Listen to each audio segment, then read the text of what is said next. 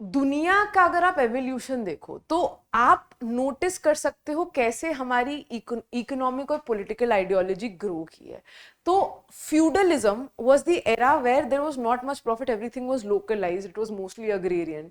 Technological development या urbanism के नाम पे उतना नहीं हो रहा है। हर लोकल एरिया में जो लॉर्ड लैंड के थ्रू सरप्लस प्रोड्यूस हो रहा है, जो सरप्लस प्रोड्यूस हो रहा है वो सारे लॉर्ड्स ले जा रहे हैं। बाकी सारे जो आपके सर्फ्स हैं, कॉमन पीपल है, उनके पास उतना मिल ही नहीं रहा है।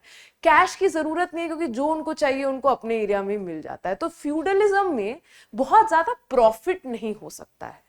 अब जब एक टाइम के बाद feudalism became unsustainable and started crumbling because of natural reasons like technological development, because of changes in political structure, then a new class, अभी जो मैंने इस कहानी में बताया, जो मर्केंटाइल क्लासेस है जो कि ट्रेड के थ्रू अपना वेल्थ जनरेट कर रहे हैं, अब उनके पास कैपिटल है।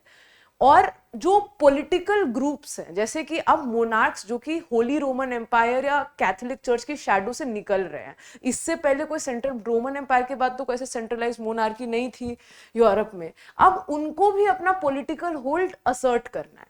तो अब क्योंकि यूरोप में चर्च और एरिस्टोक्रेसी इतने पावरफुल एलिमेंट्स है कि उनको कंट्रोल करने के लिए मोनार्क ने पहले इस मिडिल क्लास का सहारा लिया। उनको क्या बोला, क्योंकि मोनार्क को सपोर्ट करने के लिए क्या चाहिए अपने आपको, पैसा। पैसे से वो क्या करेगा, ब्यूरोक्रेसी रखेगा, स्टैंडिंग आर्मी रखेगा, टैक्स। आर्मी रहेगी तभी ना कोई तुम्हें टैक्स देगा, नहीं तो कोई तुम्हें क्यों टैक्स देगा।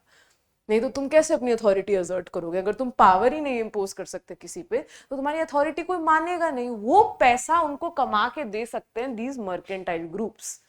तो ये मर्केंटलिज्म के टाइम पे ये सारी जो कंपनीज हैं, ये वही कॉम्प्रोमाइज है between the monarchy and the companies कि they are looking away. The monarchy is not seeing where they're earning their profits from.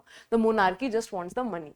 तो Stuart monarchy supporting the East India Company, French absolutist monarchy supporting the French East India Company.